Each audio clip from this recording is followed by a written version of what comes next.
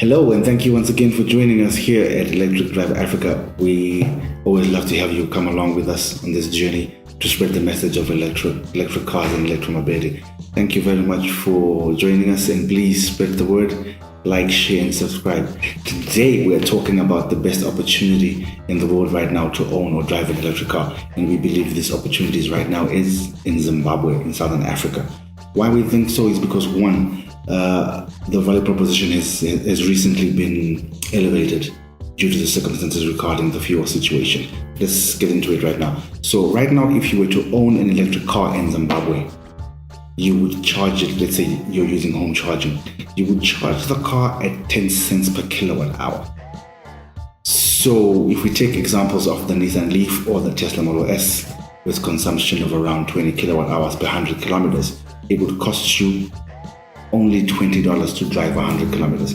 So if you extend that to about 10,000 kilometers, it would actually cost you $207 to drive 10,000 kilometers. That's assuming you charge at home, where the electricity price from the utility is 10 cents per kilowatt hour. Yeah. But if you own an equivalent petrol car, let's say for example a Nissan Almera 1.6 liter or a Mercedes-Benz E300, you would be spending over $1,000 to drive the same distance. For the Almera, it's $1,100 plus or minus at 7.9 liters per 100 kilometers. And for the Mercedes E300, it is actually close to $1,600 to drive 10,000 kilometers at a consumption of about 12 to 13 liters per 100 kilometers. So there you have it already, such a big jump from $200 for 10,000 kilometers for the electric version, the Nissan Leaf or the Tesla Model S, up to $1,600 for the Mercedes E300 over 10,000 kilometers. So that's a huge saving, almost about 8 times between the Tesla Model S and the Mercedes E300 in fuel cost alone. Just fueling. We're not looking into insurance or anything, maintenance, that we'll get into it on another episode. But this value proposition has been escalated by the fuel situation. So as it is right now in Zimbabwe, it is very, very difficult to get petrol or diesel. So chances are you will really struggle to get petrol for your car, for your internal combustion engine. So the electricity situation is actually very, very stable. There hasn't been any load shedding in the past 3 years, whereas all the power problems could be associated maybe with network faults here and there. Maybe a transformer blew up once in a while, but overall, on the whole, it's been good going for the electricity network. So you would have a better chance of fueling your car with electricity than with petrol right now in Zimbabwe, because there is just no petrol anyway. People are queuing for hours and hours, from anything from 8 hours to even 24 hours sleeping in queues. There's even a clever group of people that have come up with a clever website. They're calling it Wasted, where they're trying to quantify how much time is wasted by people queuing for things like petrol, and putting a dollar value on that and how much it's costing the Zimbabwe economy. Yeah, so it's really, really, really, really desperate times for fuel in Zimbabwe. People are scrounging around, running around trying to find fuel, and also getting it on the black market is not really advisable, because you don't really know what they're putting in that container. And also with all the safety measures of carrying petrol and all of that, all the legal procedures, it's not really a good idea to be searching for petrol on the black market anyway. So if we add that all together, it makes really an interesting case right now for electric cars in Zimbabwe. But the fuel situation, the shortage is actually caused by a shortage of foreign currency. What happened is there's been a shortage of foreign currency in Zimbabwe, so it's just not enough US dollars. Zimbabwe is actually using a multi-currency system where the basket of currencies is actually based or benchmarked, or the predominant currency, should we say, is the US dollar. But there aren't enough physical US dollar notes going around in the market. So what that means, there's a disparity between the actual US dollar in the system and people's bank account balances. So that's the electronic dollars in the system. So there's like a demand of actual notes, and that creates a disparity. Officially, the rate is supposed to be 1:1 for the electronic dollars, or the Zimbabwe bond note is like a pseudo currency or something like that. and the actual US dollar. But because of that disparity in the shortage, that 1:1 is not really holding, and in the informal markets, people who need to access foreign currency get quoted some crazy figures like 1:4 or something like that.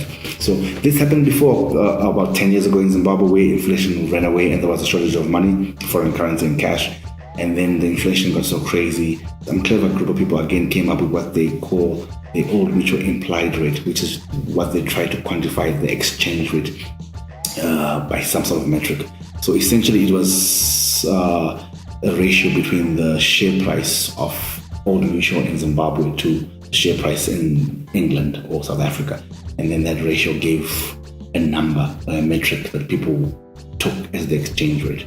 So right now the people on the street unofficially, which is not legal, they're quoting people, desperate people looking for foreign currency at a rate close to 1:4. So now some people who are desperate for fuel would end up looking for fuel using US dollars. So if you do that and you had to buy fuel using US dollars at the unofficial rate as 1:4, right now petrol in Zimbabwe is $1.41. So $1.41 times 4, you're looking at closer to paying $5.64 for a liter of petrol if you were desperate and you had to pay with US dollars or something like that.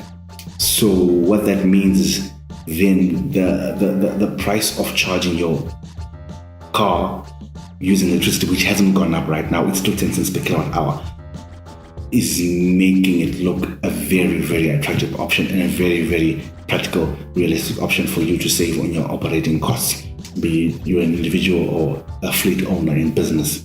So for example, so if we try to extrapolate what that means, it looks a bit like this. So remember, if we assume you could get petrol at 1:1, 10,000 kilometers, you need 1,100 for the Almeida and $1,600 Zimbabwe dollars, US dollars, RTGS, or so.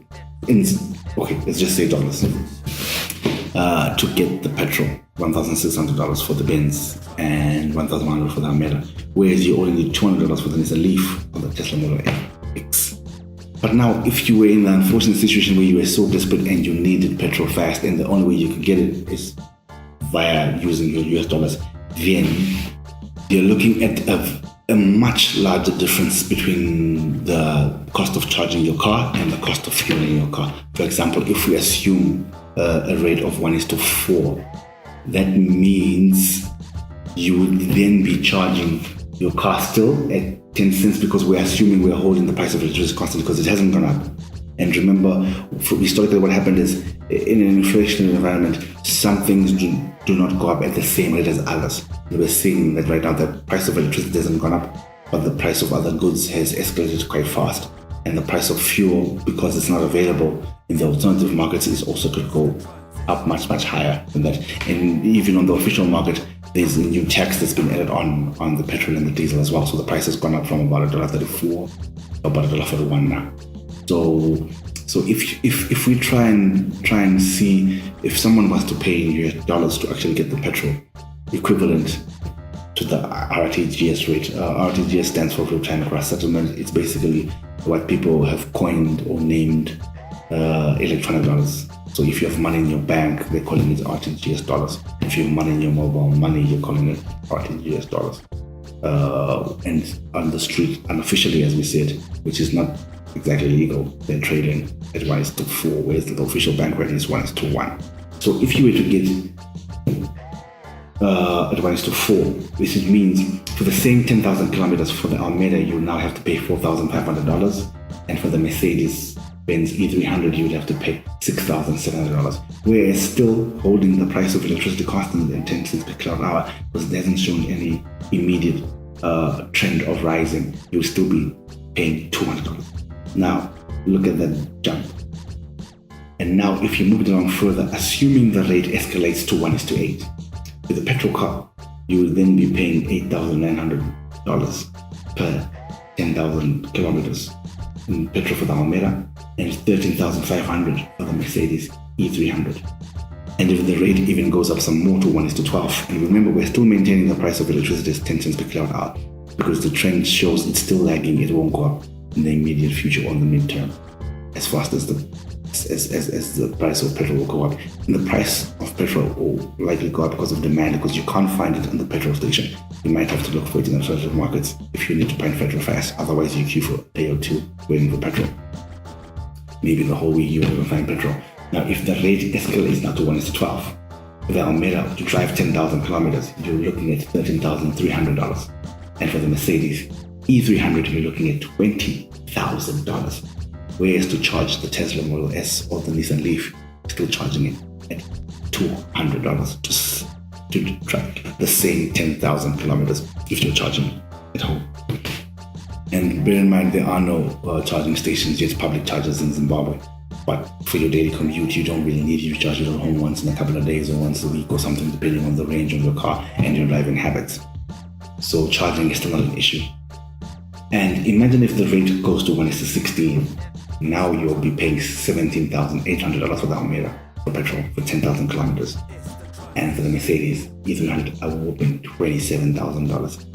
That is a lot of money compared to just paying $207 to charge your electric car. Now, I know some of you might say, what if the price doesn't stay at 10 cents forever? It might not. It might go up. And if it does, we will do a review of this video and still do a comparison at what's the prevailing market scenario or rate at the time. We will do that for you. And with Zimbabwe's entire source of petrol and diesel being imports, the shortage of foreign currency is most likely in the medium to long term result in prolonged shortages of petrol. Whereas if you look at the generation of electricity, Zimbabwe right now, if you look at the website of the utility on the 5th of December, it was generating 1,522 megawatts. No, 1,522 megawatts at that instant was what was required. And of that, if we take a look at the upper limit, 100 megawatt was imported, so 1,400 of that was locally generated. And of that, if we take the lower limit, for example, 835 megawatts, which is 60%, was generated from Kariba, good old Kariba, clean, renewable electricity from hydro, whereas the rest came from fossil fuels from Wange, Munyati, Blue Whale, and Harada wasn't generating anything. So since most of this electricity is locally generated, and also it's a government utility, chances are the price will be regulated and the tariff will not go up that much, as because the government is trying to not overburden the manufacturing sector, for example, with higher tariffs at this point in time. So the utility has been pushing for tariffs to go up, but in the short to medium term, the tariffs may stay where they are.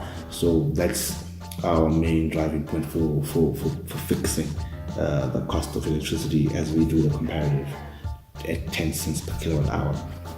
That's why we strongly believe the price of electricity will stay flat.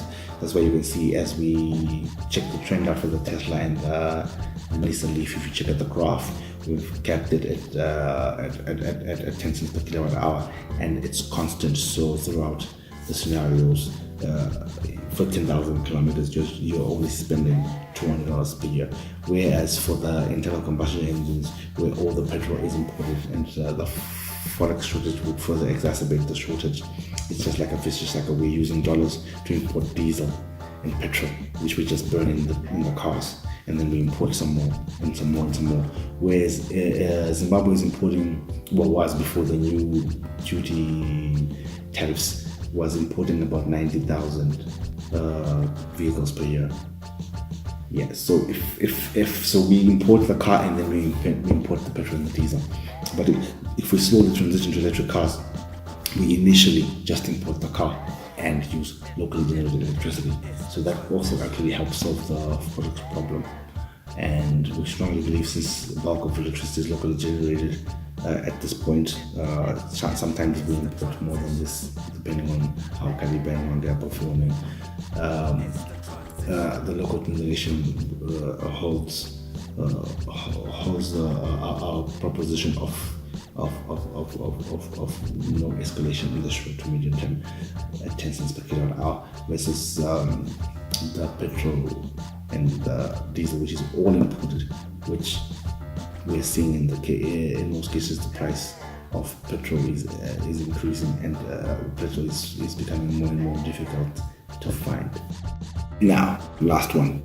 So 10 years ago, the rates and the inflation went crazy to trillions, and I don't know what it was. There was even a $100 trillion note. But now, let's stay conservative. Let's say the rate won't go to trillions and billions. Let's just say 1:20 is the cap. If it goes to 1:20, for the Almeida to drive 10,000 kilometers, you're looking at paying $22,278. And for the Mercedes E300, you're looking at paying $33,840. As compared to, again, we are holding the price of electricity as 10 cents per kilowatt hour, $200 to drive 10,000 kilometers if you charge your electric car at home.